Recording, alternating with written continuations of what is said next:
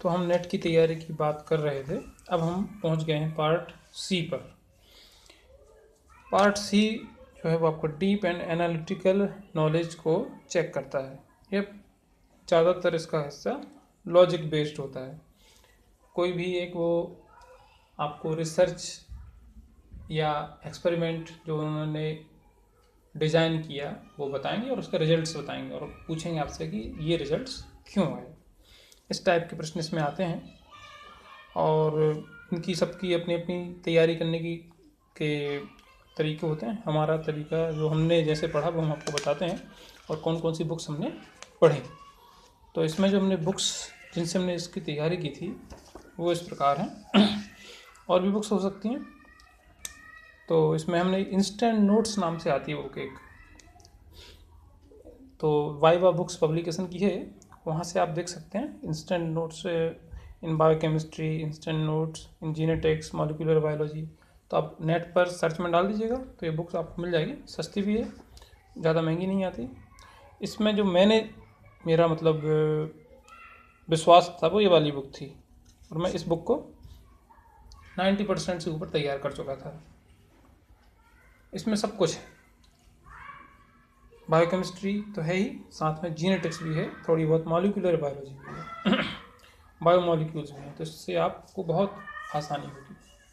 फिर इसके अलावा एलिजाबेथ जोन्स और एक और राइटर हैं इनकी जीनेटिक्स बुक आती है, वो आप नेट पर सर्च कर लीजिए। ये फॉरेन राइटर हैं। तो इन बुक्स में इस प्रकार की और भी बुक्स मिलेंगी आपको, जैसे आपके कूपर की जीनेटिक्स, मॉलिक्यूलर बायोलॉजी इस तरह से आती हैं।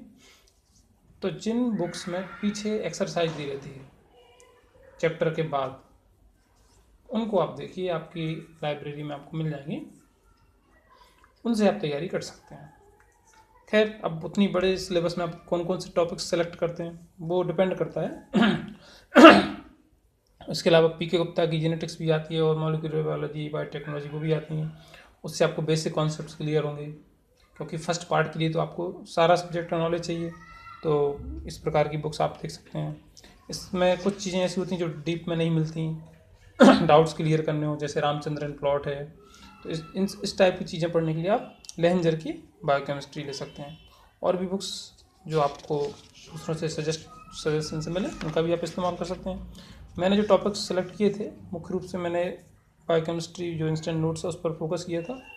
और मेरे favourite topics DNA structure, replication, transcription, translation, gene regulation, Mendel's laws, linkage, crossing over पूरा 4 strand crossing over, 2 strand, 3 strand, इस टाइप के। इसको मैंने पीके गुप्ता से भी पढ़ा, एलिजाबेथ जोन्स से भी पढ़ा।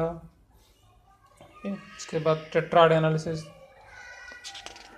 फिर लिंकेज मैपिंग, जीनेटिक मैपिंग कहलाती है, pedigree analysis, biostatistics, chi square test, T test, chromatography पूरा डिटेल्स में, इलेक्ट्रोफोरेसिस पूरा डिटेल्स में, या और सेंट्रीफ्यूगेशन भी आ जाता है, अल्ट्रा सेंट्रीफ्यूगेशन आ जाता है।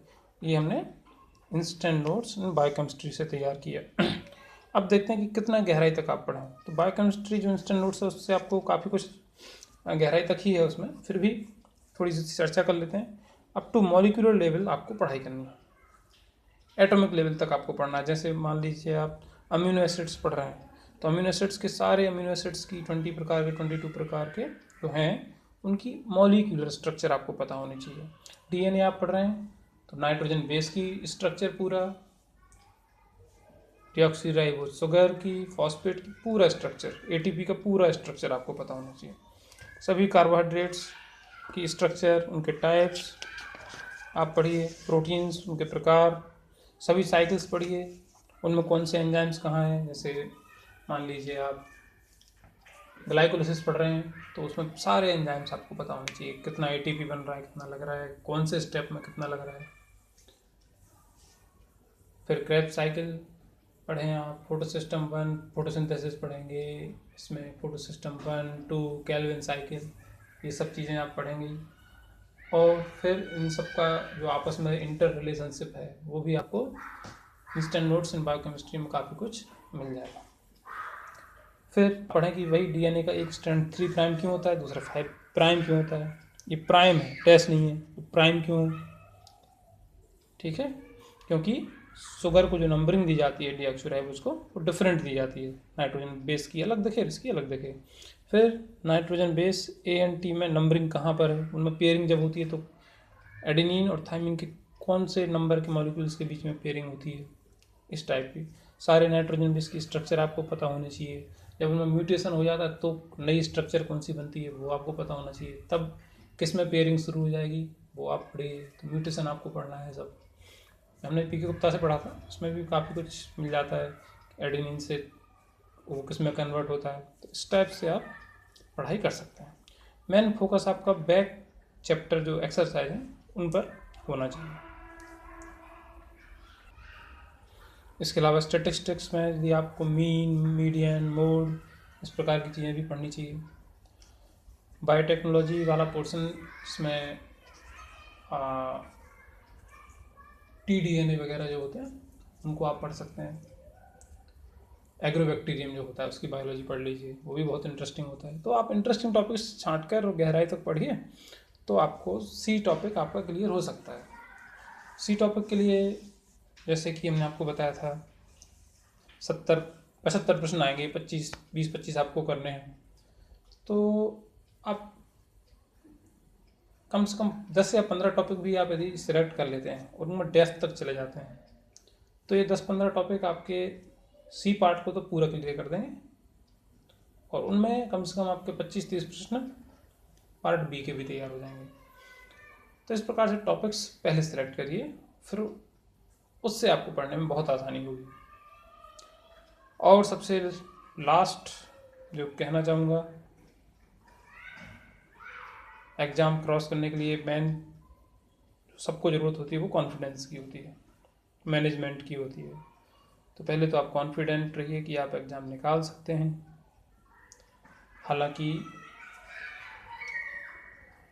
सबके लिए अलग अलग टाइम लग सकता है, किसी को 1 साल, किसी को 6 महीने, किसी को 2 साल। और डेडिकेशन आवश्यक है कि आप रोज़ टाइम निकाल के रेगुलर पढ़ाई करें और रिवीजन करते रहें। Okay, good bye and best of luck. आपके कमेंट्स के इंतज़ार में रहूँगा। इसके साथ में इसको एंड करता हूँ, और सुधारेंगे हम, नेक्स्ट वीडियो भी बनाएंगे कभी तो।